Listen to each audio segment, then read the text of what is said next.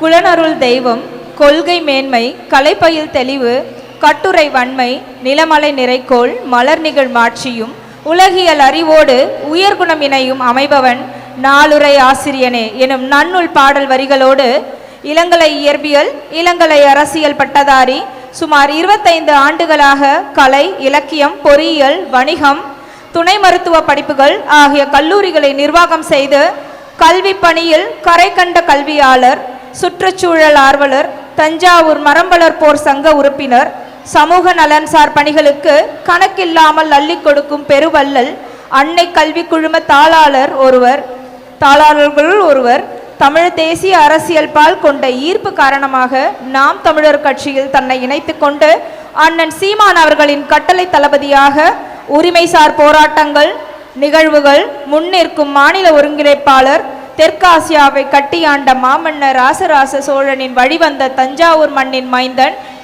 கல்வியாளர், தமிழ் தேசிய போராளி திரு ஹிமாயுன் கபீர் அவர்களை விழா சிறப்புரையாற்ற செந்தமிழர் பாசறை நிர்வாகிகள் சார்பாக பேரன்புடன் பெருமையோடு அழைக்கின்றோம்.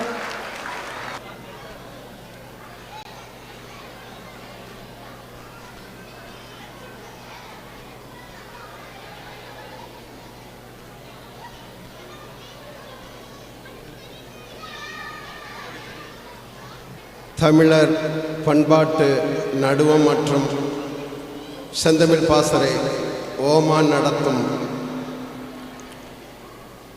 தமிழ்நாடு நாள் நிகழ்ச்சியை ஒருங்கிணைத்த செந்தமிழ் பாசறை பொறுப்பாளர்களுக்கும் இங்கே கூடியிருக்கிற மானத்தோடும் அறிவோடும் வீரத்தோடும் வாழ்கின்ற எமின சொந்தங்கள் அத்தனை பேருக்கும் இந்த நிகழ்ச்சியிலே பங்கெடுத்த பிள்ளைகள் உங்கள் அத்தனை பேருக்கும் என் புரட்சி வாழ்த்துக்களும் வணக்கம்.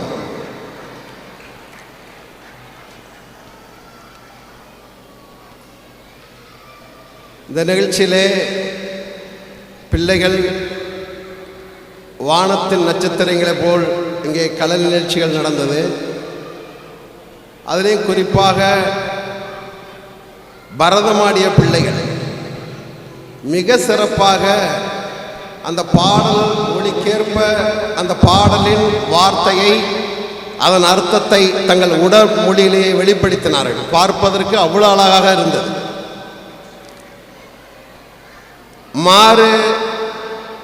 மாறுவேட போட்டியிலே கலந்த குழந்தை நட்சத்திரங்கள். இதில் என்ன சிரமம் என்றால், இந்த பிள்ளைகளை எப்படி யார் முதலாவது இடம், யார் இரண்டாவது இடம், யார் மூன்றாவது இடம் என்று தேர்ந்தெடுப்பதில் மிக கடினம். அந்த அருப்பெரும் செயலை கல் நெஞ்சத்தோடு செய்ய வேண்டிய அவர்களுக்கு மதிப்பெண் போட்டு தீர்மானிக்கக்கூடிய நடுவர்கள், மிக கடுமையான ஒரு பணி அது. அவர்களை மதிப்பீடு செய்வது. அத்தனை பேரும் முதலாம் இடத்தில் வரக்கூடிய பிள்ளைகளாக இங்கே தோன்றினார்கள். ஒருவரும் சளைத்தவர்கள் அல்ல. ஏன் இது போன்ற கலை விழா நடத்தப்பட வேண்டும்? நவம்பர் 1 ஏன் தமிழ்நாடு பிறந்த நாள்? நாம் தமிழர் என்ற கட்சியில் பயணிக்கும் வரை எனக்கு அப்படி ஒரு நாள் இருக்கிறது என்பதே எனக்கு தெரியாது. எந்த இனம் தன் வரலாற்றை மறக்கிறதோ அந்த இனம் வரலாற்றின் அடிப்படையில் அது அடிமையாக வாழும் என்கிறார். அது மட்டுமல்லாமல் அந்த தமிழ்நாடு நாள் என்றால் நவம்பர் 1 1956 தான் மொழிவாரி மாநிலமாக பிரிக்கப்பட்டது. கர்நாடகம் அதே நாளில் பிறந்தது, ஆந்திரா அதே நாள் பிறந்தது, கேரளா அதே நாள் பிறந்தது, தமிழ்நாடும் அதே நாள் தான் பிறந்தது. என்னை சுற்றி உள்ள எல்லா மாநிலங்களும் நவம்பர் 1 தான் அதன் பிறந்த நாளாக கொண்டாடுகிறது. ஆனால் தமிழ்நாட்டில் தான் ஜூன் 18 கொண்டாடுகிறார். பிள்ளை பிறந்த நாளை கொண்டாட வேண்டுமா, பிள்ளை பிறந்து பல ஆண்டுகள் கழித்த பிறகு பேர் வைத்த நாளை கொண்டாட வேண்டுமா என்று அறிவார்ந்த தமிழ் சமூகம் நீங்கள் சிந்திக்க வேண்டும். வரலாற்றிலிருந்து மறைக்கப்பட்ட ஒரு இனம் வரலாற்றை மறந்து கொண்டு இருக்கிறது. நீங்கள் உங்கள் பெற்றோர்கள் பிறந்த நாளை கொண்டாடுகிறீர்களா என்பது எனக்கு தெரியாது. உங்கள் பிறந்த நாளை நீங்கள் நினைவில் வைத்துக் கொள்கிறீர்களா என்பது தெரியாது. பிள்ளைகளின் பிறந்த நாளை தெரியாது. ஆனால் நான் பிறந்த மண்ணை என் நாடு உருவாக காரணமான அந்த நாளை நாம் ஒவ்வொருவரும் மறக்காமல் கொண்டாட வேண்டும். அதற்குத்தான் இந்த விழா செந்தமிழ் பாசறை ஓமானில் நடத்துகிறது.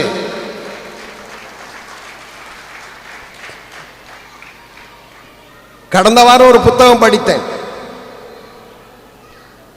Irish education the history and structure. John கூலன்கிற ஒரு ஆசிரியர் அதில் சொல்கிறார், ஐரிஷின் அடையாளங்களை தக்க வைத்துக் கொண்டு ஐரிஷின் அடையாளங்களை தக்க வைக்கும் ஒரு உலக சந்ததிகளை உருவாக்குவதுதான் ஐரிஷ் கல்வியின் நோக்கம் என்கிறார். அதுபோல்தான் தமிழ் சமூகம் தன் அடையாளங்களை தக்க வைத்துக் கொண்டிருக்கக்கூடிய ஒரு கல்வி முறையை நாம் இங்கு உருவாக்க வேண்டும். கலீல் கிப்ரான் சொல்லுவார், பெற்றோர்களே உங்கள் பிள்ளைகளை படித்த ஆசிரியர்களிடத்தில் விடாதீர்கள், மாறாக படிக்கின்ற ஆசிரியர்களிடத்திலே விடுங்கள் என்பார். கற்றல், படித்தல், ஒப்புவித்தல், மனப்பாடம் செய்தல், மதிப்பெண் பெறுதல், இதுதான் நீங்கள் கல்வி என்று நினைத்தால் ஒரு உயிரற்ற கரடி பொம்மையை கையில் வைத்துக் கொண்டு அதற்கு உயிர் இருப்பதாக எண்ணிக்கொள்வது எவ்வளவு முட்டாள்தனமோ அவ்வளவு முட்டாள்தனமானது என்கிறார். சொன்னவன் ஆல்பர்ட் ஐன்ஸ்டீன். இன்ற கல்வி முறை நம்மை ஒருபோதும் சிந்திக்க தூண்டாது. கல்வியின் அடிப்படை நோக்கம் என்பது ஒருவனை சிந்திக்க தூண்டுவதாக மட்டும்தான் இருக்க வேண்டும் என்கிறார் இந்த நாட்டின் சட்டமேதை புரட்சியாளர் அண்ணல் அம்பேத்கர். நல்ல சிந்தனைகளை உள்வாங்கி அதை சீர்தூக்கி பார்ப்பதுதான் கல்வியின் நோக்கம் என்கிறார் ஈரத்துறவி விவேகானந்தர். எப்பொருள் யார் யார் வாய் கேட்பினும் அப்பொருள் மெய்ப்பொருள் காண்பது அறிவு என்கிறான். எமது கிழவன் சொல்லுக்குள் வாக்கியத்தை சுருக்கி வைக்க சூத்திரதாரி கிழவன் வள்ளுவன். கல்வியின் நோக்கம் என்ன? அடிப்படையில் நம்மை சிந்திக்க தூண்டுவதாக இருக்க வேண்டும். இந்த கல்வி முறை ஒருபோதும் நம்மை சிந்திக்க தூண்டாது. அடிமை கல்வி முறையில் நாம் பயின்று கொண்டிருக்கிறோம். இந்த நாட்டில் வருகிறான் லார்டு மெக்கேலே என்பவன் வருகிறான். இந்த நாடு முழுக்க, நாட்டு இந்தியா முழுக்க சுற்றி திரிகிறான். 1834ஆம் ஆண்டு பிரிட்டிஷ் பாராளுமன்றத்தில் அவன் பேசுகிறான். I have traveled across length and breadth of India. I have not seen a thief or unworthy man. Such is the moral and cultural caliber values. You cannot conquer them unless until you change the system of the education stated by Lord Macaulay. அவன் சொல்கிறான், இந்தியாவின் வடக்கு கிழக்கு எல்லா திசையும் நான் சுற்றி திரிந்தேன். ஒரு வெட்டி பயலே, ஒரு வேலை இல்லாதவனை நான் காணவில்லை. Such is the moral and cultural caliber values. உயரிய மனிதனைய மாற்றம் கொண்ட ஒரு சமூகமாக இருக்கிறார்கள். இவர்களை நாம் ஒருபோதும் அடிமைப்படுத்த முடியாது. இவர்களை அடிமைப்படுத்த வேண்டும் என்றால் இவர்கள் கல்வி முறையை மாற்ற வேண்டும் என்று அவன் முழங்கினான். அந்த கல்வி முறையில் தான் நாம் படித்துக் கொண்டு இருக்கிறோம். பெற்றோர்களை, இங்க பிள்ளைகளை நான் பார்க்கிறேன், உங்களை பார்க்கிறேன். Children, they will do what they saw. They will not do what they listen. பிள்ளைகள் நீங்கள் செய்வதை தான் அவர்கள் செய்வார்கள். ஒருபோதும் நீங்கள் சொல்வதை அவர்கள் கேட்க மாட்டார்கள். அப்ப என்ன பண்ணணும்? The recent இப்ப நான் பார்க்கிறேன், ராட் பிரெயின்ங்கிற ஒரு நோய் இருக்கு. மூளை அழுகல் பெறும் மருத்துவம் படித்தவர்களுக்கு தெரியும். ராட் பிரெயின், மூளை அழுகல் எப்படி ஏற்படுகிறது? செல்போன். நீங்கள் பயப்பட வேண்டும். பெற்றோர்கள் நீங்கள் பயம் கொள்ள வேண்டும், பயப்பட வேண்டும். உங்கள் பிள்ளைகளுக்கு முன்னால் அலைபேசியை தூக்குவதற்கு நீங்கள் பயப்பட வேண்டும், அச்சம் கொள்ள வேண்டும். அவன் பார்க்கிறான் நீங்கள் என்ன செய்கிறீர்கள், எதை செய்கிறீர்கள் என்று பார்க்கிறான்.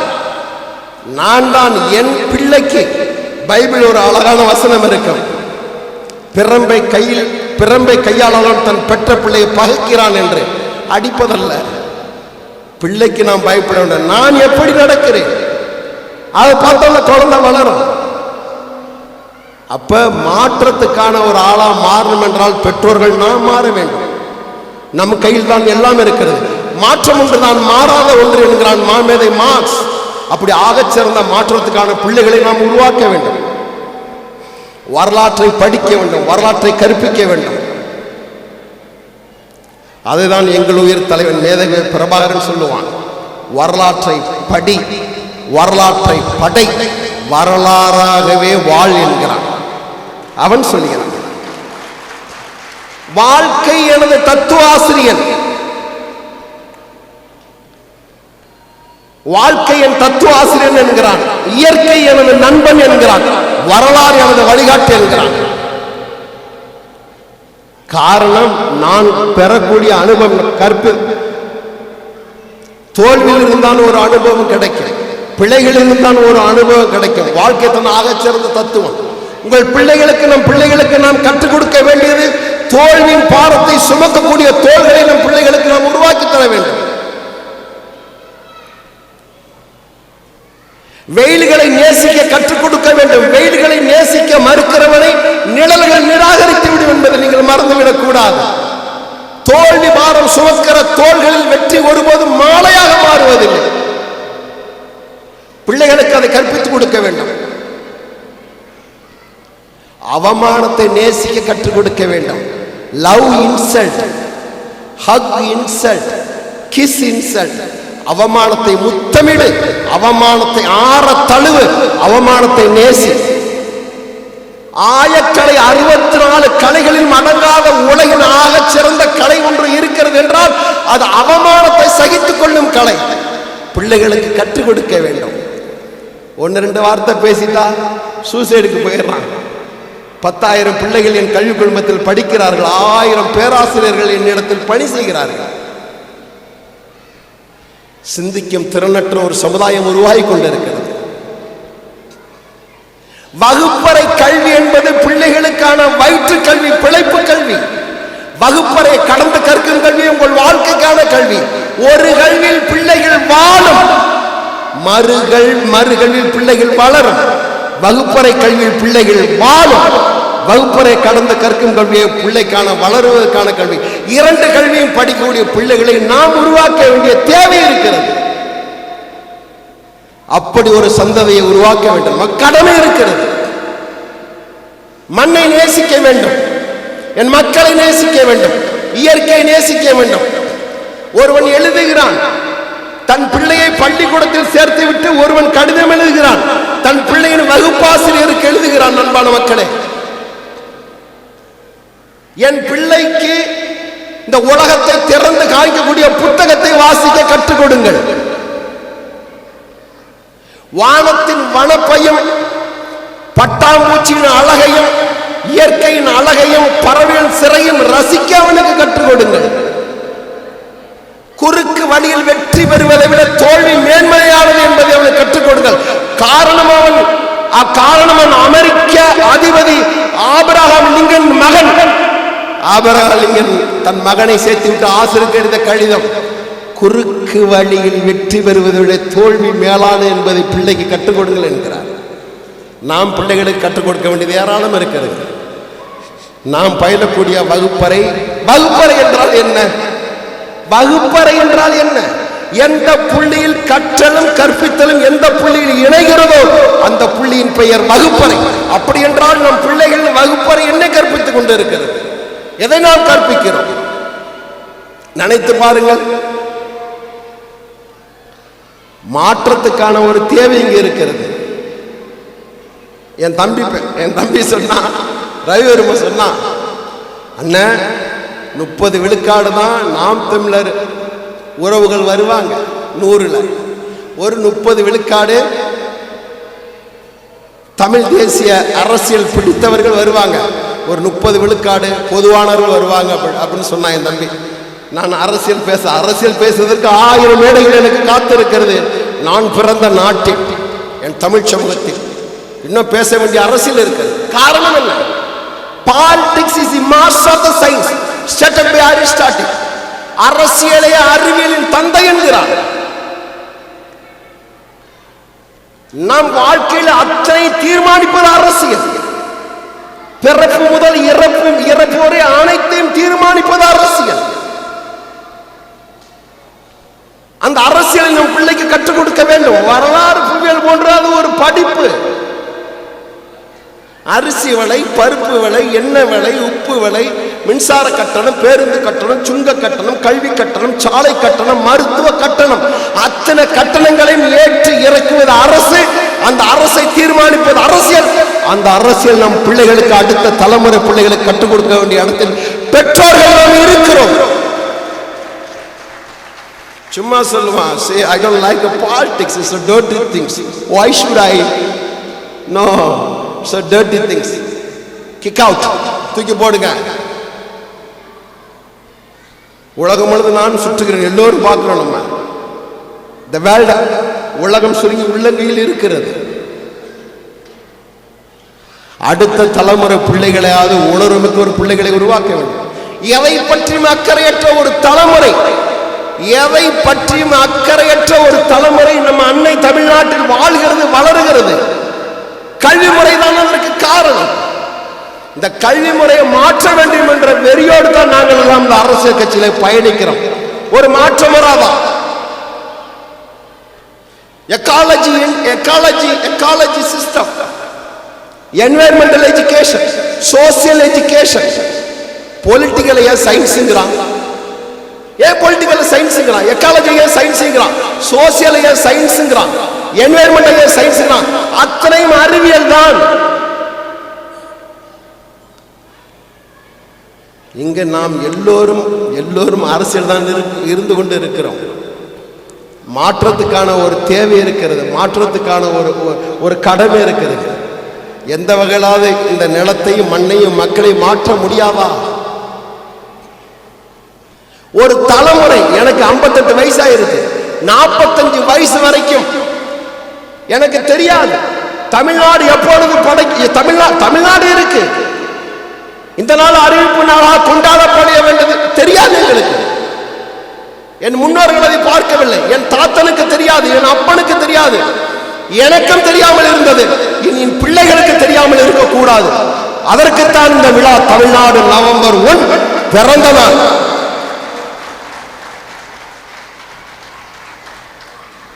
அதுக்குத்தான் இந்த விழா. சும்மா நிறைய சங்கங்கள் இருக்கும், சினிமா செலிபிரிட்டியை கொண்டு வந்து நடத்திட்டு போறது அல்ல. இது ஒரு உணர்வு மிகுந்த ஒரு நிகழ்வு. இது கண்ணகியை போல ஒரு புள்ள வந்து நின்றா, நிஜம் போல என் புள்ள கண்ணகி மாதிரியா இருந்துச்சு. ஒரு வேலு நாச்சியார் வடிவத்தை கண்டேன், பாரதியின் வடிவத்தை கண்டேன்.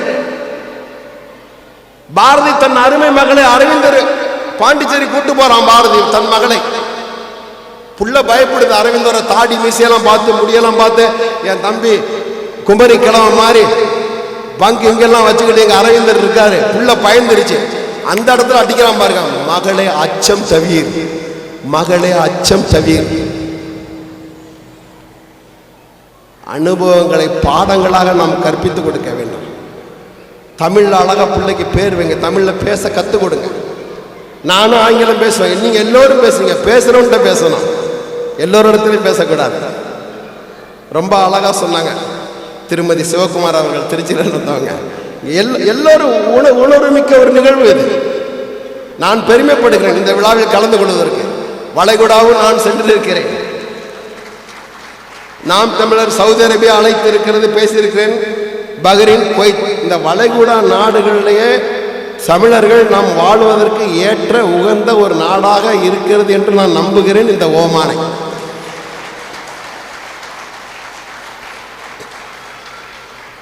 get together, join together, ஜமாத், கூட்டணி, இது அமைப்பு தேவைப்படுது. நமக்குள் பல முரண்கள் இருக்கும், அது அத்தனை நட்பு முரணாக இருக்க வேண்டுமே ஒழிய ஒருபோதும் பகை முரணாக இருக்கக்கூடாது. தமிழ் தேசிய அரசியல் இதுக்கு சீமானுக்கு முன்னாடி இல்லையா? இருந்தது. அரங்கத்துக்குள் இருந்தது, அடைவட்ட கூட்டுக்குள் இருந்தது.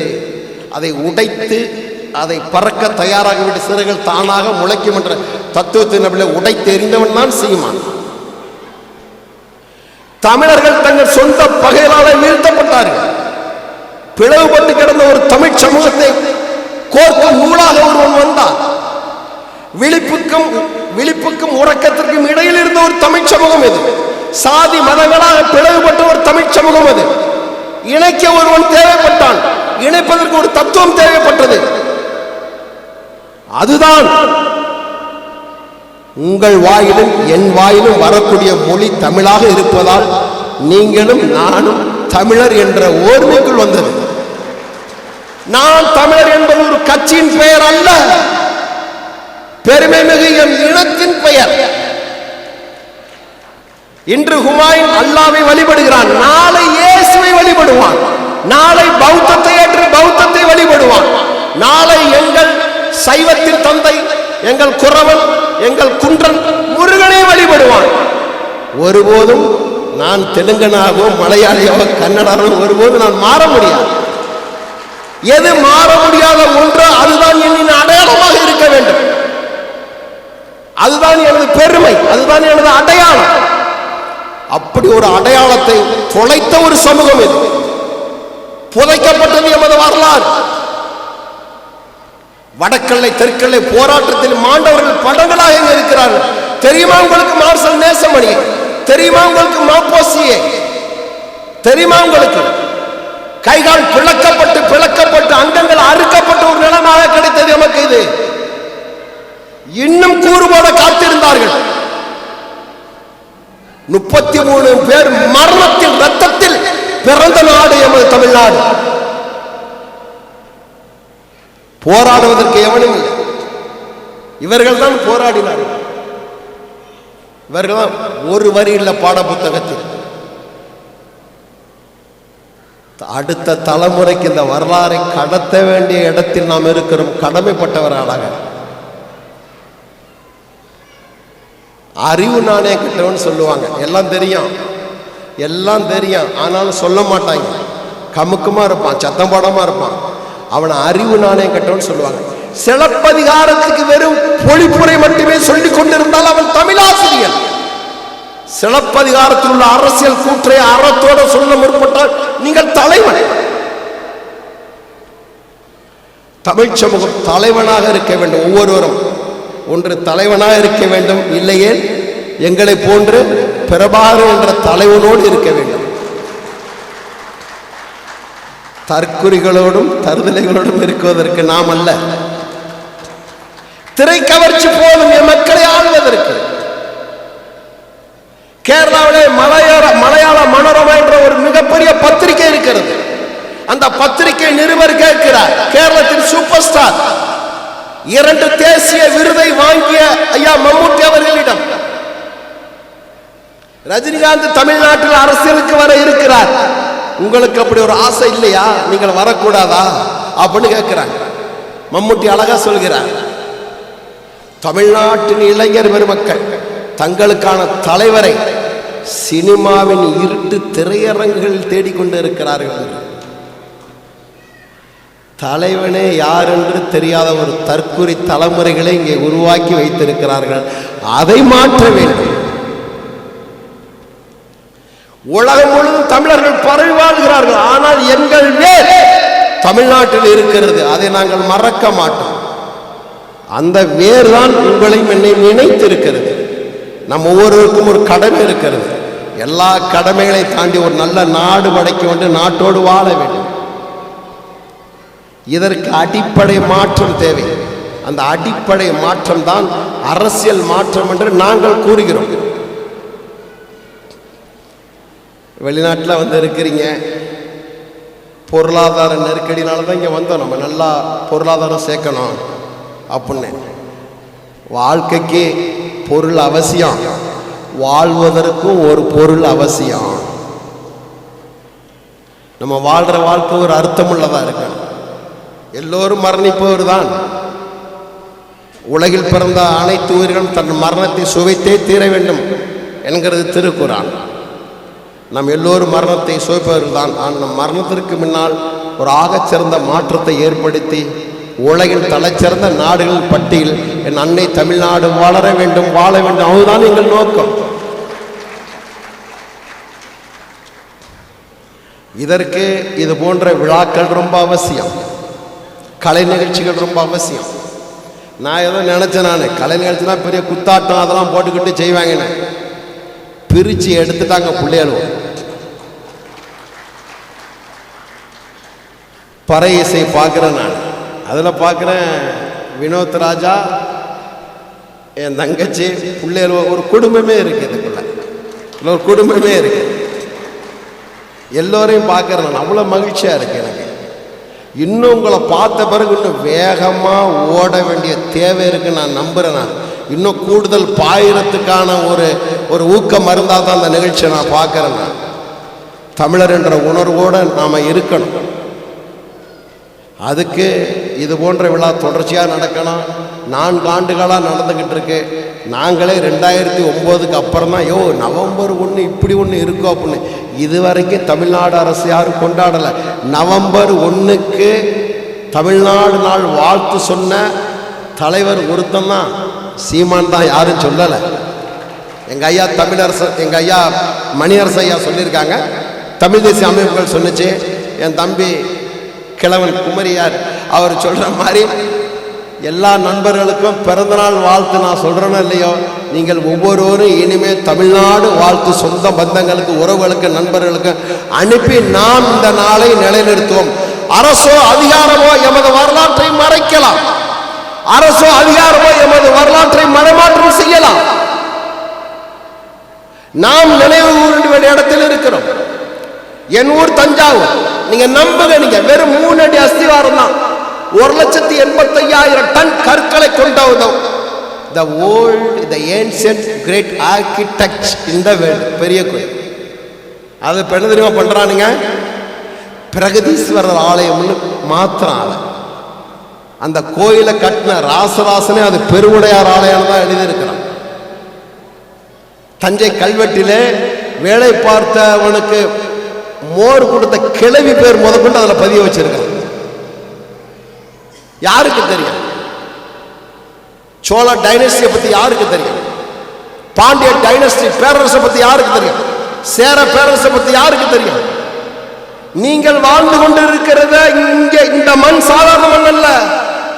சேரமான் பெருமான் என்ற எனது பாட்டன், சேர பாட்டன் புதைக்கப்பட்ட மண் இது. வீரம் செறிந்த மண்ணில் தான் அவன் புதைந்திருக்கிறான். பிள்ளைகள் விருப்பத்திற்கு மாறாக அதை செஞ்சிடாதீங்க. பிள்ளைகள் விருப்பத்துக்கு மாறாக விதைக்கப்படும் விதைகள், அது விதைக்கப்படும் விதைகள், புதைக்கப்படும் விதைகள்.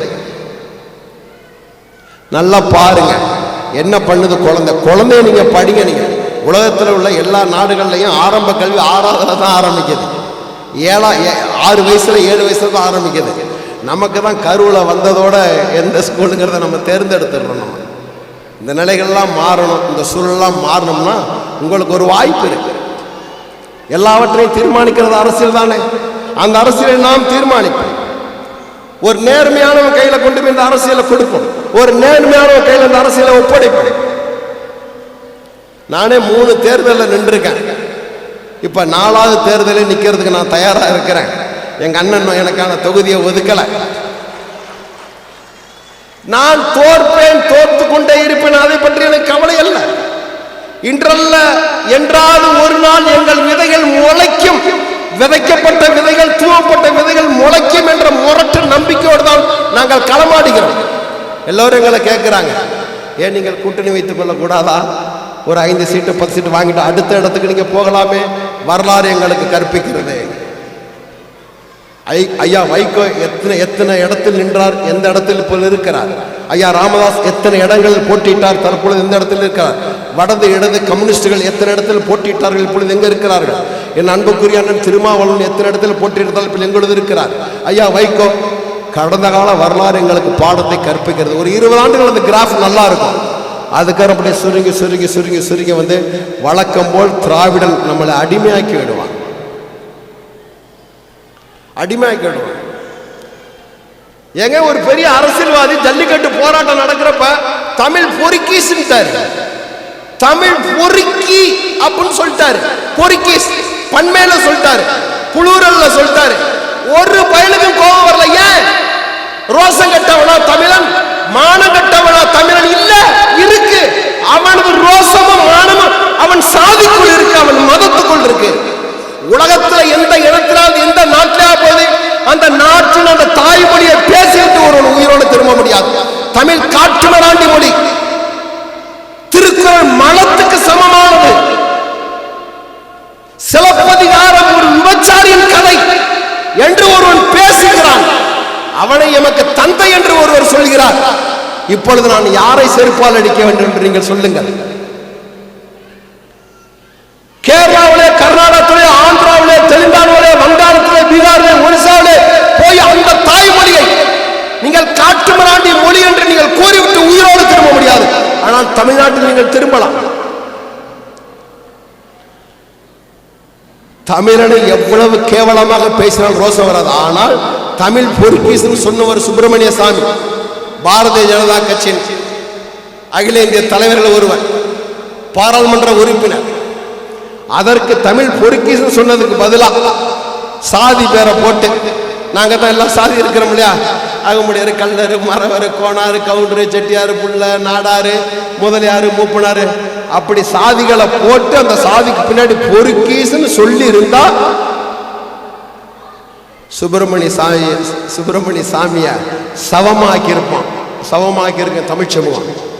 அந்த சாதி மதத்துக்குள்ள உள்ள உணர்ச்சியை புடுங்கி இனத்துக்குள்ள வைக்கிற வேலையைத்தான் நாம் தமிழர் பிள்ளைகள் நாங்கள் செய்து கொண்டிருக்கிறோம். வலுவற்ற பிள்ளைகள், அதிகாரமற்ற பிள்ளைகள், அதிகாரத்தை தேடி நாங்கள் அலைகிறோம், அதிகாரத்தை அடைய வேண்டி நாங்கள் பாய்கிறோம், பசியுடன் காத்திருக்கும் புளிய போல் நாங்கள் பாய்கிறோம். இது என் நிலம், என் மக்கள், என் மொழி, என் நாடு என்ற உணர்வை எமக்குள் விதைப்பதற்குத்தான் நாம் தமிழர் என்ற ஒரு அரசியல் பேரியக்கத்தை நாம் தமிழர் கட்சியின் தலைமை ஒருங்கிணைப்பாளர் எண்ணுகிறன் செந்தமிழ் சீமான் உருவாக்கிறார். காசு பணம் இல்லை எங்களுக்கு, சாதிய பின்னணி இல்லை எங்களுக்கு, சினிமா கவர்ச்சி இல்லை எங்களுக்கு, தத்துவத்தை மட்டுமே வைத்து பயணிக்கிற ஒரு ஆகச் சிறந்த அரசியல்வாதிகள் நாங்கள். உலகத்தின் அத்தனை ஆகச் சிறந்த சிந்தனையாளரை உருவாக்கியது பல்கலைக்கழகங்கள் அல்ல மக்களா. சிந்தனைவாதிகளை உலகத்தின் ஆகச் சிறந்த பல்கலைக்கழகங்கள் மாற்றப்பட்டார்கள். அப்படி சிந்திக்கின்ற ஆற்றலை நீங்கள் உருவாக்கிக் கொள்ள வேண்டும். அதற்கு நாம் தொடர்ச்சியாக இந்த அமைப்புலோ இருந்து நாம் பயணிக்க வேண்டும். எங்களை நிராகரிக்கார்கள், எங்களிடம் வாக்குவாதம் செய்யுங்கள், எங்களிடம் முரண்பட்டு பேசுங்கள், பகைமுரண் வேணாம், நட்பு முரணாக பேசுங்கள். உங்களில் வந்தவர்கள் தான் நாங்கள். பெருத்த கனவுகளோடு நாம் இருக்கிறோம். இந்த 50 ஆண்டுகள் உலகத்தில் உள்ள அத்தனை நாடுகளும் முன்னணியில் இருக்கிறது. 50 ஆண்டுகள் நாம் எங்க இருக்கிறோம்? பொருளாதாரத்தில் நோபல் பரிசு பெற்ற வங்காளத்தின் சிங்கம் அமர்த்தியா சென் சொல்லுகிறார், தமிழ்நாடு தனி நாடாக இருந்திருந்தால் உலகின் 4வது பெரிய வல்லரசாக இருக்கும் என்கிறான். எப்படி இருக்கிறது? எப்படி இருக்கிறது? என்ன இல்லை நம்மள்ட்ட? முதுமலைன்னு நம்ம சொல்றோம் இல்லையா, வெஸ்டர்ன் காட்ஸ் மேற்கு தொடர்ச்சி மலைன்னு சொல்லுவாங்க. அதுக்கு தமிழ் பேரு முதுமலை.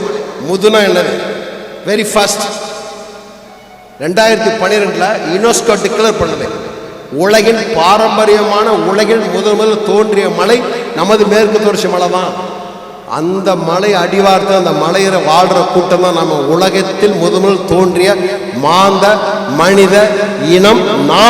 நாம் பேசுகிற மொழி தான் உலகின் மூத்த மொழி முதுமொழி. அப்படி ஒவ்வொருவரும் நம்மின வரலாறை நாம் அறிந்து கொள்ள வேண்டும், புரிந்து கொள்ள வேண்டும். சகோதர சண்டைகளை ஒதுக்கி வைத்துவிட்டு நாம் அனைவரும் ஒற்றுமையாக ஓர் அணியில் இருந்து பயணித்து அரசியல் அதிகாரத்தை பெற்றுவிட்டால் ஓமனில் இருக்க நீங்க யாரும் தேவையில்லை, நம் நாட்டிலே இருந்து விடலாம். அவ்வளவு வளம். ஒட்டுமொத்தமா ஆரம்ப கல்வியிலிருந்து ஆராய்ச்சி கல்வி வரை கொடுக்கிறதுக்கு ஒட்டுமொத்த பட்ஜெட், தமிழ்நாடோட பட்ஜெட் வெறும் 36,000 கோடி ரூபாய் இருந்தா போதும். உலகத்தின் தலை சிறந்த கல்வி, தரமான கல்வி, ஆராய்ச்சி கல்வி அத்தனையும் தாய்மொழியில தரலாம். உலகத்தின் நோபல் பரிசு வாங்கிய அத்தனை பேரும் தாய்மொழியில் கற்றவன். நம்ம யாரையா சந்திச்சா, oh very long time to see you, how are you? நம்ம நோபலிஸ்ட் அத்தனை பேர் தாய்மொழி கல்வி படித்தவன். நம்ம அம்மா நம்மளை கருவில் சுமந்த பொழுது, அதாவது என்ன சொல்லுவாங்கன்னா, அந்த பேசுகிற பேச்சு நம்ம உள்ளுக்குள்ளே கடத்தப்படும். நம்ம அந்த மொழியில் தான் எங்கள் அம்மா நம்மளை கொஞ்சிருப்பா. அன்பே, அழகே, சித்திரமே, நித்திரையே, பூவே, பூவிதலே, இப்படி தானே கொஞ்சிருப்பா. அதுதான் அந்த உணர்வு நமக்குள்ளே இருக்கணும். அடுத்து ஒரு அன்பான வேண்டுகோள், கையெழுத்து. நான் 1ஆம் ஆண்டு வரக்கூடிய மாணவர்களை பார்த்து நான் கேட்பேன், நான் உன்னை அடையாளப்படுத்த விரும்புகிறாயா இல்லை உன்னை அறிமுகம் செய்து கொள்ள விரும்புகிறாயான்னு கேட்பேன். இப்படி கேள்வி கேட்பேன். அப்போ அவனுக்கு ஒரு குழப்பம் வரும். அடையாளமா அறிமுகமா? எது உனது அடையாளம்? எது உனது அடையாளம்? இப்போ நீங்கள் பண்ணீங்களா தனித்திறன் போட்டி, அது ஒரு ஒன்று அடையாளம். சச்சின் டெண்டுல்கருக்கு மட்டைப்பந்து அடையாளம், கமலஹாசனுக்கு நடிப்பு அடையாளம், ஏஆர் ரஹ்மானுக்கு இசை அடையாளம். அப்படி தனித்துவ அடையாளத்தை கொண்டு வருவதுதான் கல்வி நோக்கம். அம்பேத்கரோட பிஹெச்டி கைடு பேரு ப்ரொஃபசர் ஜான் டூயின் பேரு. அவர் பிராக்மெட்டிசம் எஜுகேஷன் சிஸ்டம்னு ஒன்று உருவாக்குறாரு. லேபரட்டரி ஸ்கூல்னு பேர். அது ரொம்ப அற்புதமாக இருக்கும். 150 ஆண்டுகளுக்கு முன்னாடி எவ்வளோ பெரிய கனவு கண்டிருக்கான் பாருங்க. 100 ஆண்டுகளுக்கு முன்னாடி அவர் சொல்றாரு, புற சமூகம் உருவாக்கி வைத்த குட்டி சமூகம் தான் வகுப்பறையில் இருக்குங்கிறார். புற சமூகம் உருவாக்கி வைத்த குட்டி சமூகம் தான் வகுப்பறையில் இருக்கிறது. அவருக்கான கல்வியை புறத்திலிருந்து நீங்கள் தொடங்க வேணுங்கிறார். நவீன கல்வி நடைமுறை தந்தை என்று அழைக்கப்படுகிற John Dewey PhD guide Ambedkar. அப்படி ஒரு கல்வியை பிள்ளைகளுக்கு கொடுக்கணும் தான் எனக்கெல்லாம் பெருத்த கனவு. அதுக்கு அதிகாரம் தேவை. அதுக்காக தான் ஒரு கல்லூரி முதலாளி பயணிக்க வேண்டிய கட்சி உங்களுக்கு எதுன்னு தெரியும். ஒரு கல்லூரி முதலாளி பயணிக்க வேண்டிய கட்சி எது? எதில் பயணித்தா நான் நல்லா இருக்கலாம், எதில் பயணித்தா எனக்கு நல்லா இருக்கும் எல்லாமே. நான் ஏன் நான் தமிழரில் பயணிக்கணும்? என்னை எல்லாரும் சொல்லுவாங்க, அந்த கட்சிக்கு வாயே, இந்த கட்சிக்கு வா, நீ ரொம்ப தேவைப்படுற, ஒரு மைனாரிட்டி சமூகத்தில் நீ இருக்கிற, திமுகவில் ஆள் இல்லாம. அதுக்கு இல்லை, ஒரு வரலாற்றை நாங்கள் படைப்பதற்காக இருக்கிறோம். அது கனவு. எனக்கு அது கனவு. அந்த கனவு அடையிறதுக்கு தான் இத்தனை போராட்டம் நாங்கள். அதனால அது அடுத்து அந்த பிள்ளைகள்கிட்ட கேட்பேன். ஃபர்ஸ்ட் இயரில் ஒரு ஒரு ஒவ்வொரு வகுப்பில் ஒரு 1000 ஸ்டூடெண்ட்ஸ் இருக்கான்னு வைங்களேன். இதில் எத்தனை பேர் தாய்மொழியில் கையெழுத்து போடுற அப்படின்னு கை தூக்குடா அப்படின்னா 1000 பேர்த்தில் நம்புங்க நீங்கள், 1000 பேர்த்தில் ஒரு 30 பேர் கை தூக்குவோம். 30 பேர் உலகத்திலேயே தன் அப்பனின் இன்சியலை அந்நிய மொழியில் போடக்கூடிய ஒரு கேடுகட்ட இனம் இருக்கிறது என்றால் அது நீங்களும் நானும் இருக்கிற தமிழ் சமூகம்தான். என் அப்பனின் இன்சியலை, என் கையெழுத்தை என் அம்மாவின் மொழியில், என் தாயின் மொழியில், என் தாயின் கருவற மொழியில் நான் எழுத வேண்டும். யார் இதை கற்பிப்பார்? வகுப்பறை உங்களுக்கு கற்பித்து தருமா என்றால் இல்லை. நாம் கற்பித்து தர வேண்டும். அடுத்த தலைமுறைக்கு நாம் கடத்த வேண்டும்.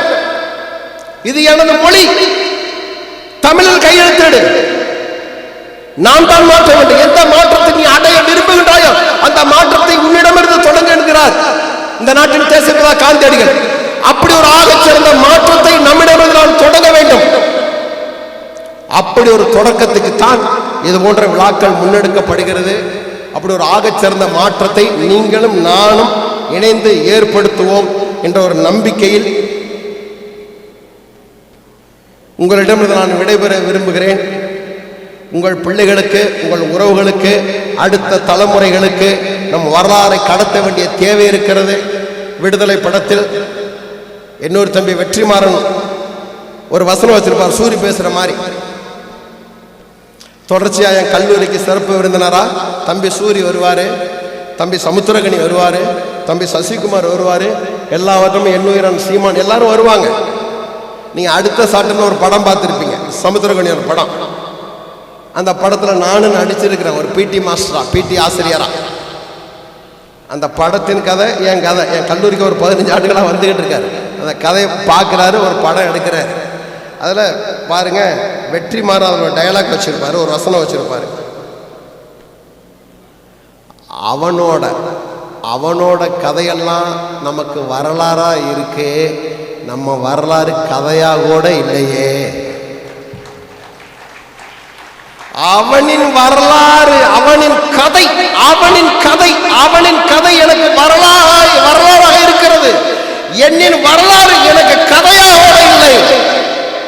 நாம் வரலாற்றை படைக்க வேண்டிய இடத்தில் இருக்கோம். நமது வரலாற்றை நாமே எழுதுவோம். அதற்கு அதிகாரம் தேவை. அந்த அதிகாரத்துக்குத்தான் இத்தனை விஷயத்தை நாங்கள் செய்து கொண்டிருக்கிறோம். அதற்கு உங்கள் ஒத்துழைப்பு தேவை, உங்கள் அன்பு தேவை, எங்கள் மீது கரிசன பார்வை தேவை. அதற்கு ஒரே ஒரு லட்சியம்தான் இருக்கிறது. நமக்குள் உள்ள பிளவுகளை கடந்து, சாதி மத பிளவு பிரிவுகளை கடந்து நாம் தமிழராய் ஒன்று இணையதை தவிர வேறொன்றும் இல்லை என்று கூறி, நீங்களும் தமிழர், நானும் தமிழர், நாம் தமிழராய் வாழ்வோம் என்று கூறி விடைபெறுகிறேன். உங்கள் அத்தனை பேருக்கும் தமிழர்களுக்கும் தமிழ்நாட்டில் இருப்பதற்கும் தமிழை நேசிப்பதற்கும் தமிழ்நாடு நாள் வாழ்த்துக்கள். நன்றி. புரட்சி வாழ்த்துக்கள். நாம் தமிழர். தமிழ் தாய் வாழ்க. தலைவர் பிரபாகரன் வாழ்க. மிக்க நன்றி.